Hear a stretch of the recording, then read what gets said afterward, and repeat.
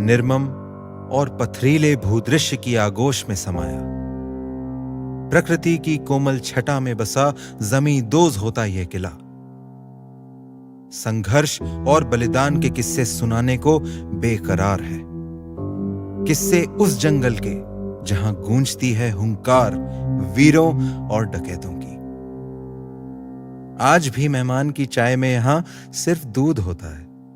कहते हैं यहां के पानी में ही बगावत है।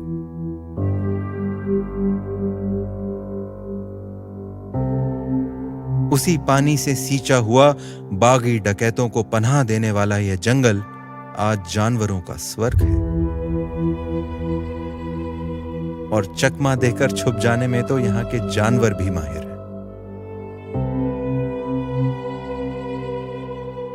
यह कहानी है विंध्याचल की शान कूनों की।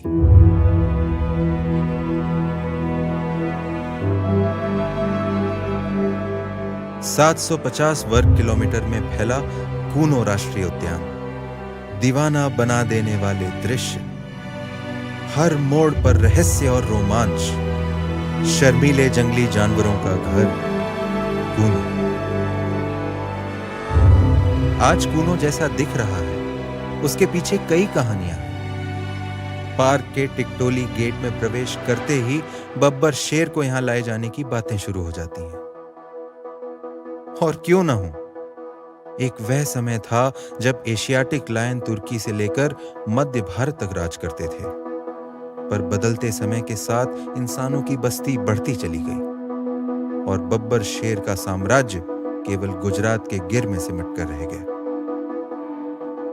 और एक दिन ऐसा आया जब 20 से भी कम शेर गिने जा सके। जूनागढ़ नवाब ने फौरन शिकार पर पाबंदी लगा दी और फिर साल दर साल इनकी आबादी बढ़ने लगी।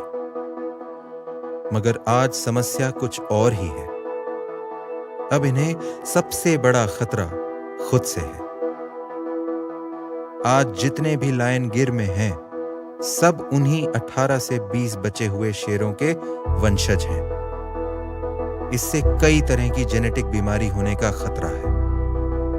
एक ही जंगल में 500 से ज्यादा लायन, किसी महामारी के फैलने पर इन्हें सुरक्षित रखना लगभग नामुमकिन होगा। भाई बब्बर शेर है, ये नहीं मानते आपके सोशल डिस्टेंसिंग को।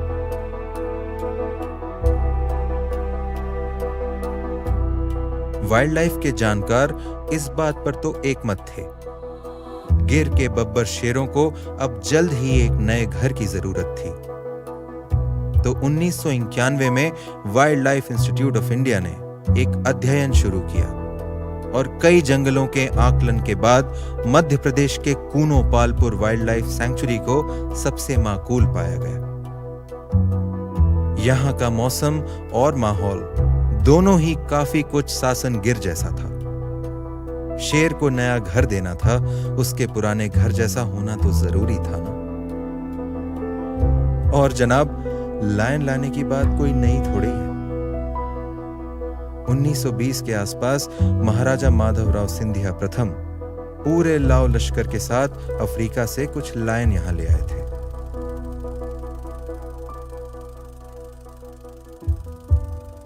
और उन्हें डोप कुंड में बनी इन शानदार कोठरियों में रखा।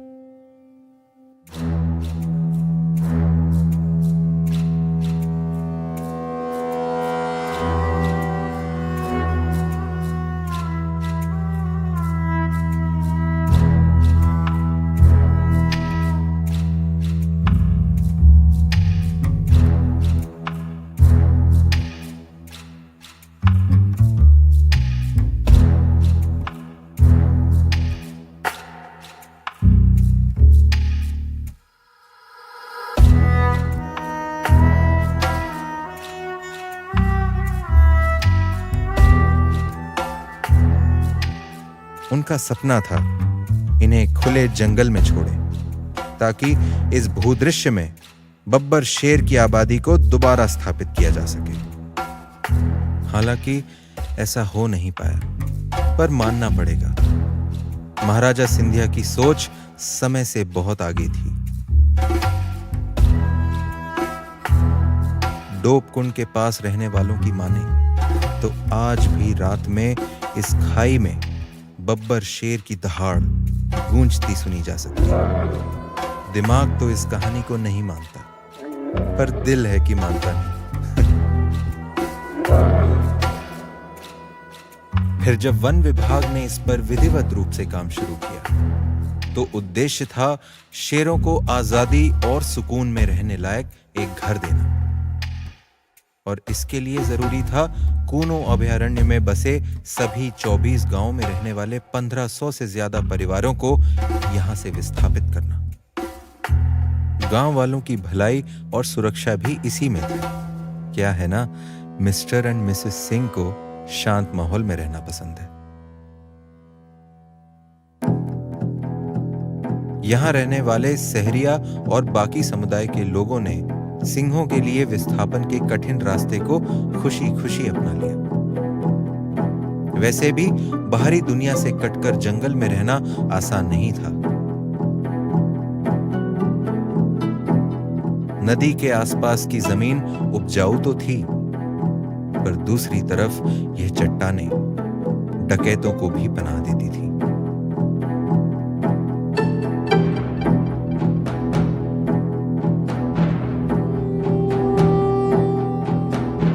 कई खौफनाक किस्से हैं जब अपनी बहू बेटियों की लाज बचाने के लिए रातों रात गांव खाली कर दिए गए। कूनो पालपुर से पलायन कर लेना सभी के लिए फायदे का सौदा साबित हुआ। विस्थापन का इतना बड़ा प्रोजेक्ट पालपुर राजा श्री जगमोहन सिंह के समर्थन के बिना संभव नहीं था। आखिर गांव वालों को उन पर अटूट भरोसा था। राजा, प्रजा और शासन के मिले जुले प्रयासों से सभी 24 गांवों को 1998 से 2003 के बीच कूनो से बाहर अगरा ग्राम में विस्थापित कर दिया गया। धीरे धीरे इन छोटे छोटे गांव और टोलों से आए लोगों ने अगरा को केंद्र बनाकर आसपास की जगहों में अपना घर दोबारा बसा लिया। सहरिया समुदाय के लोग वैसे काफी सादगी से रहना पसंद करते हैं और एक ही बड़े गांव को केंद्र बनाकर यहां सिंचाई और बिजली की व्यवस्था करने में वन विभाग भी ज्यादा कुशलता से काम कर पाया। रिलोकेशन के बाद सरकार की मदद से आदिवासियों ने कूनो संघर्ष समिति का गठन किया, जो कि आज भी लोगों और सरकार के बीच सेतु का काम करती है। आज पलटकर जंगल की तरफ देखें तो गांव के कुछ निशान बाकी हैं, पर ना जाने क्यों इन टूटी दीवारों को देखकर सन्नाटे का नहीं बल्कि सुकून का एहसास होता है। दिल थोड़ा रुआंसा भी होता है इन लोगों के बलिदान को देखकर, जो जंगल की भलाई के लिए अपना घर छोड़कर चले गए।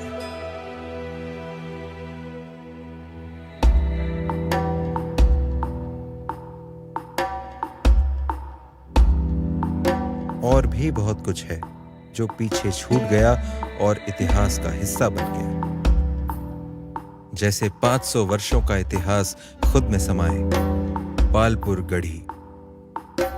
कूनो नदी के किनारे बना यह किला कभी चंद्रवंशी राजा बल बहादुर सिंह की राजधानी था। उन्होंने यहां लगभग 1666 में अपना साम्राज्य स्थापित किया। कई लड़ाइयां देखी हैं इन दीवारों ने। सूर्यास्त के समय किले का नजारा तो देखते ही बनता है।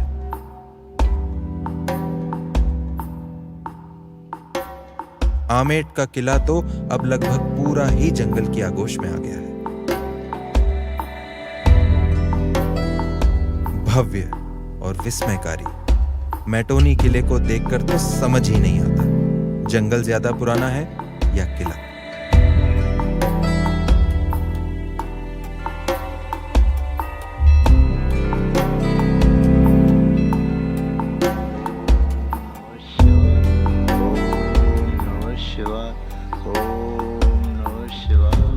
इस क्षेत्र की लोक कथा और संस्कृति को आज भी धोरेट बाबा सिद्ध स्थली और बाबा रन सिंह के दरबार ने जीवित रखा है।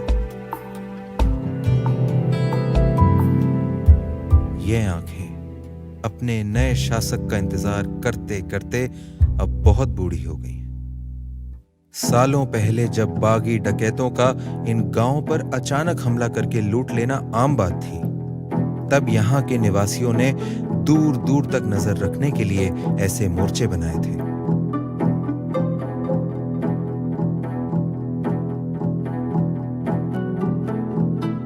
चौबीस घंटे मोर्चे पर पहरेदार तैनात रहते और दुश्मन को दूर से ही आता देख रहवासियों को सचेत कर दिया जाता।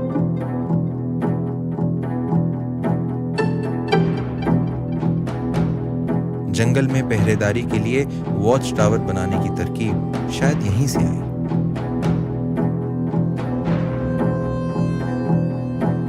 गहरी खाई के किनारे पर 5 मंजिला इमारत बराबर ऊंचाई पर चढ़कर जंगल पर नजर रखना कमजोर दिल वालों के बस की बात नहीं।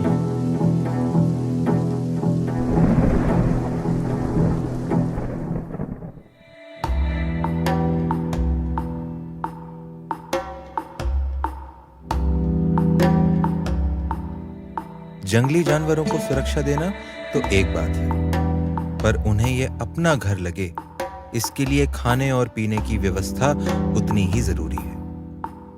दुरैंडी की नर्सरी वही काम करती है, जहां शाकाहारी जानवरों के लिए आवश्यक विभिन्न प्रकार की घास प्रजातियों के रोपे तैयार किए जाते हैं। कूनों के जंगल में कूनो नदी ही जीवन का आधार है।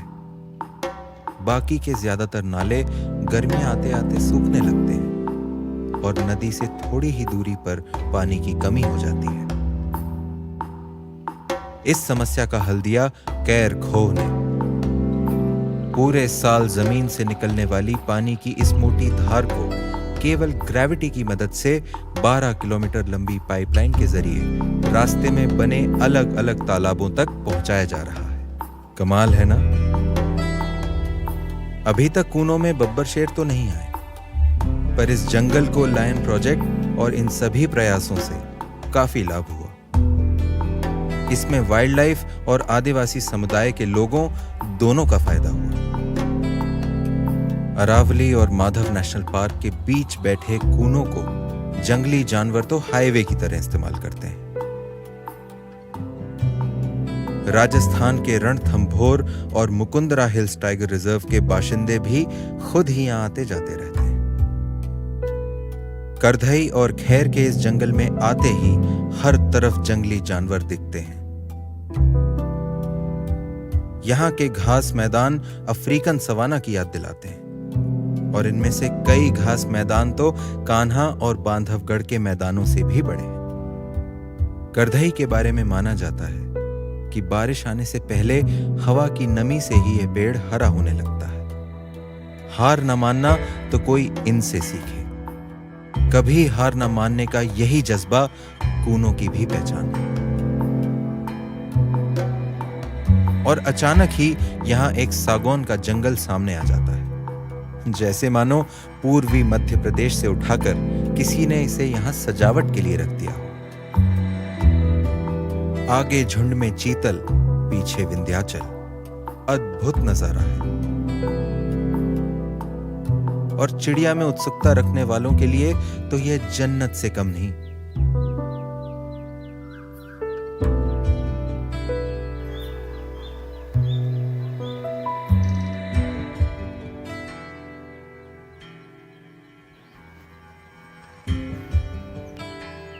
जरा दोस्ताना किस्म की है यहाँ की ड्रोंगो भी।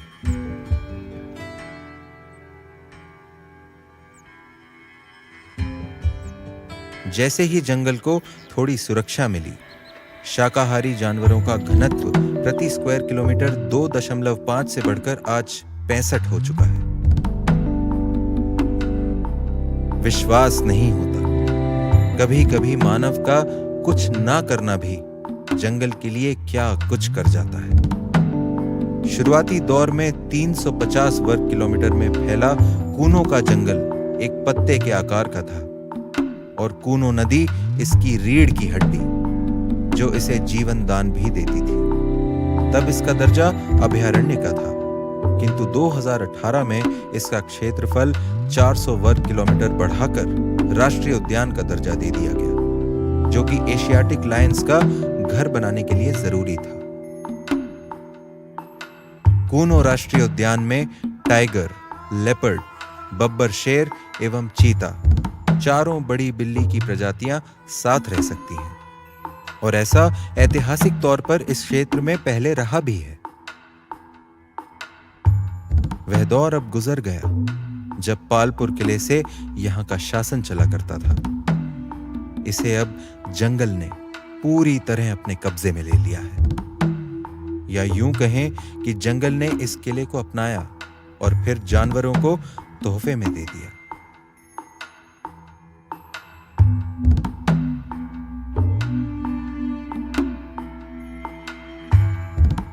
सोने सी चमकती धूप में यहां दिन भर लंगूर खेलते कूदते दिख जाते हैं, पर धूप और छांव का बड़ा गहरा रिश्ता है और जैसे ही सूरज ढलता है, यहां का राजकुमार सिंहासन की ओर बढ़ता है, पर वह जानता है कि वह केवल इस सल्तनत का रखवाला है। कूनो की प्रजा को अब भी इंतजार है अपने असली शासक का।